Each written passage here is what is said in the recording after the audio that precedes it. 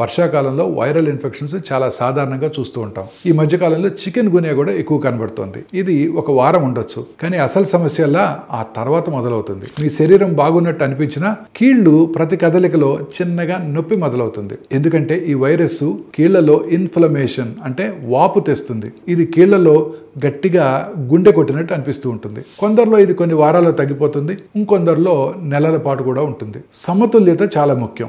విశ్రాంతి శక్తిని తిరిగిస్తుంది, కానీ ఎక్కువ విశ్రాంతి కీళ్లను గట్టిగా చేస్తుంది. కదలిక కీళ్లను సులభంగా ఉంచుతుంది, కానీ ఎక్కువగా కదిలితే వాపు పెరుగుతుంది. అందుకే నెమ్మదిగా నడక, సాఫ్ట్ యోగా లేదా ఫిజియోథెరపీ సరైన మార్గం. ఉదయం కీళ్లు గట్టిగా ఉండటాన్ని తగ్గించడానికి వెచ్చని కట్టు వాడండి. సాయంకాలం వాపును తగ్గించడానికి చల్లని కట్టు కూడా వేసుకోవచ్చు. మీ ఆహారం కూడా ఔషధమే. పసుపుతో ఉన్న పాలు, అవిసె గింజలు, వాల్నట్స్ అండ్ సాధారణ కూరగాయల కిచిడి కూడా ఆరోగ్యాన్ని పెంపొందిస్తాయి.